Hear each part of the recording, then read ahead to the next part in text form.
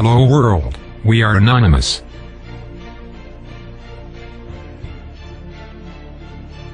What we've always feared, and also secretly known, has now become reality. The U.S. intelligence agencies eavesdrop on not only their domestic communications, they also take the right to listen to the entire global internet communications. This process is legitimized by laws that were never intended for this purpose. There is no independent control of these activities.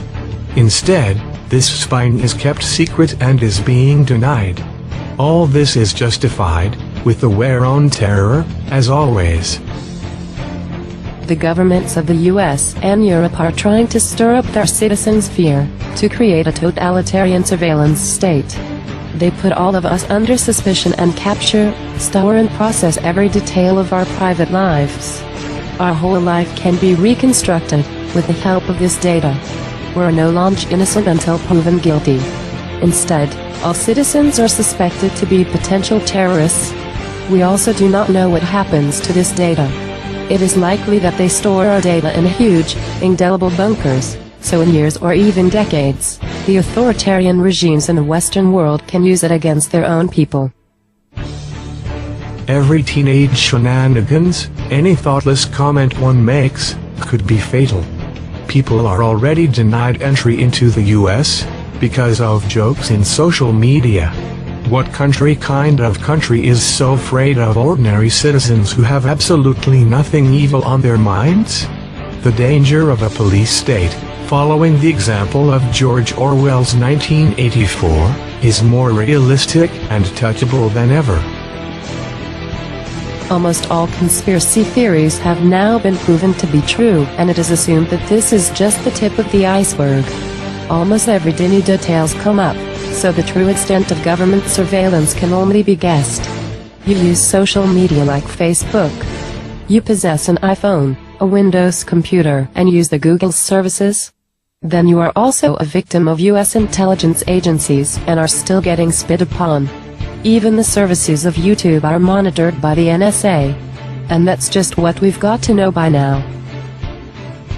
But what we certainly know is that governments worldwide intrude on the privacy of all of their citizens. And hardly anybody knows what level these human rights violations actually have. A government must protect its citizens and represent their interests, not lie to them, track them and monitor each and every move they make. That's why we say, this far and no further. If we do not defend ourselves now, we give these criminals exactly the legitimacy they need to further advance their plans. If we do not defend ourselves, then we must face the future generations and explain to them, why have we allowed these anti-democratic tendencies? If we still get the chance to. That's why we ask you, march against the surveillance state on August 31st, 2013. Organize protests and paper storms and tell us about your plans. Tell your family, friends and neighbors about it. It's about our all rights of liberty and privacy. Let us all, the people, stand together.